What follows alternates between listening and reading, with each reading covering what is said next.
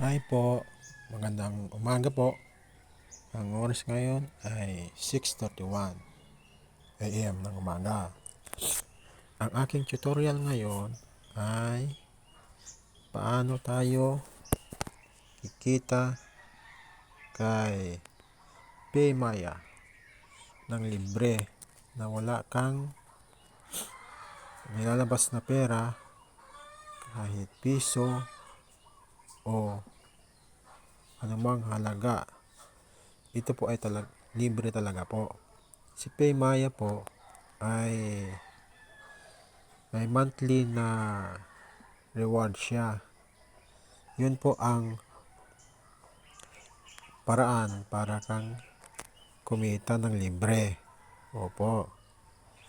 At saka po, ang kagandahan ni Paymaya po, compare kay GCash naman po, yung 25 pesos mo sa PayPal, pwede mong ma-withdraw. Hindi siya pwedeng ma-withdraw kasi ang minimum ni GCash ay 500. Opo. So ito po. Ito po ang way kung paano kumita kay Paymaya ng libre. Ito po. Ito yung mga way niya. So dapat on time mo pong sinisilip yung account mo kay Paymaya. Ito po. Ayan po yung halimbawa. Ayan. Tapos dapat on time ka. Ayan po yung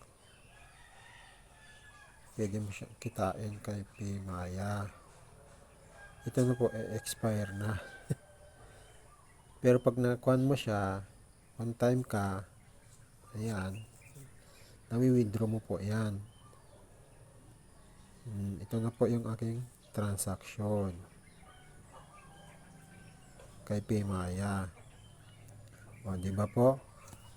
Yung 250 mo, pwede mong ma-withdraw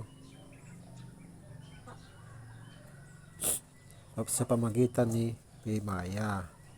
Diba, may laman yung PayPal mo na 250 o kaya 100, pwede mo yung ma-withdraw. Pero kay GCash, hindi mo yan pwedeng ma-withdraw. Bakit?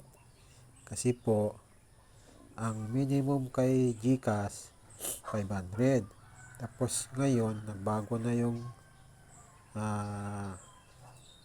minimum withdrawal ni PayPal to GCash. Pantay po dun sa aking unang experience po, kailangan may 5 pesos na additional para ma-withdraw mo yung pera mo kay PayPal. Pero kay Paymaya, wala pang update na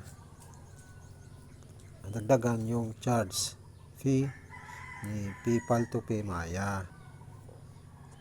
Ito po ang way kung paano kumita kay Paymaya. Hanggang dito na lang po. Maraming salamat.